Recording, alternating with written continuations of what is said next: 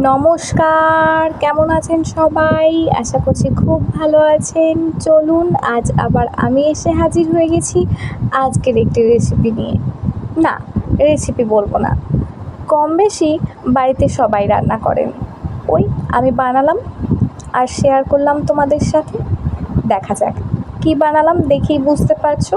চিকেনগুলোকে খুব ছোটো ছোটো করে আগে থেকে পিস করে দেওয়া ছিল। তারপর তাতে দিয়ে দিয়েছি সামান্য কর্নফ্লাওয়ার পর কিছুটা বেসমও দিয়ে দিয়েছি।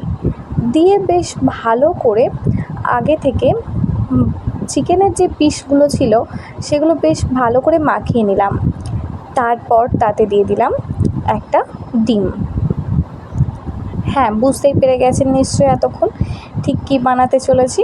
আমি বানাচ্ছি আজ পকোড়া। এই বৃষ্টির ওয়েদারে বেশ একটু পকোড়া বা পেঁয়াজি না হলে হয়, তাই বাড়িতে সবই ছিল, একটু চিকেন আনিয়ে নিয়ে তৈরি করে ফেললাম চিকেন পকোড়া। দেখুন, পেঁয়াজগুলোও দিয়ে দিয়েছি, তারপর আদা রসুনের পেস্ট সেটাও দিয়ে দিয়েছি। দিয়ে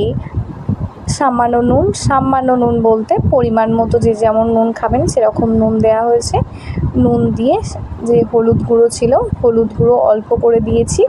হলুদ গুঁড়োর পর দিয়েছি কিছুটা লঙ্কা গুঁড়ো, আর ছিল একটা ভাজা মশলা। এবার সেই ভাজা মশলাটাও কিছুটা দিয়ে আবার বেশ ভালো করে মাখিয়ে নেব। এই যে চিকেন পকোড়ার জন্য যেটা রেডি হচ্ছে সেটা। আর একটু লেবুর রস যদি কারো বাড়িতে থাকে দিলে খুব ভালোই হয়। আমার বাড়িতে সেদিনকে লেবুর রস ছিল না বলে দেওয়া হয়নি। এবার দিয়ে দিলাম জিরে গুঁড়ো আর ধনে গুঁড়ো, দিয়ে আবার কিছুক্ষণ মাখিয়ে নেব। দেখুন, মাখানো প্রায় মিনিট 15 রেস্টে ছিল। এবার আস্তে আস্তে ছাড়বো। যে চিকেনের পকোড়াগুলো আগে থেকে রেডি করা ছিল, ম্যারিনেট করা, সেগুলো এবার ছেড়ে দিলাম গরম তেলে বেশ যখন এই পকোড়াগুলো ভাজছিলাম তখন বেশ একটা খুব সুন্দর সেন্ট আসছিল, যা সত্যিই বৃষ্টির ওয়েদারে মনে হচ্ছিল সত্যি একটা পারফেক্ট খাওয়ার।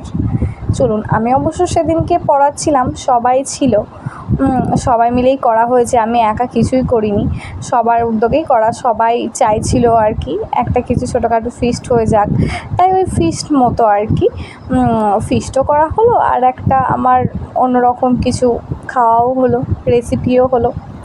চলুন, এবার বেশ ভালো করে পকোড়াগুলো বেশ লাল লাল করে ভেজে নেব।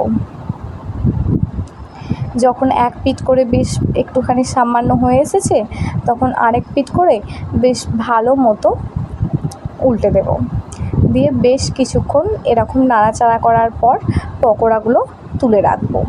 দেখতেই পাচ্ছেন একবার প্রায় হয়েই গেছে, আবার বাকিটা তুলে নিয়ে রেডি কিন্তু আমার চিকেন পকোড়া। আর সেগুলো সসের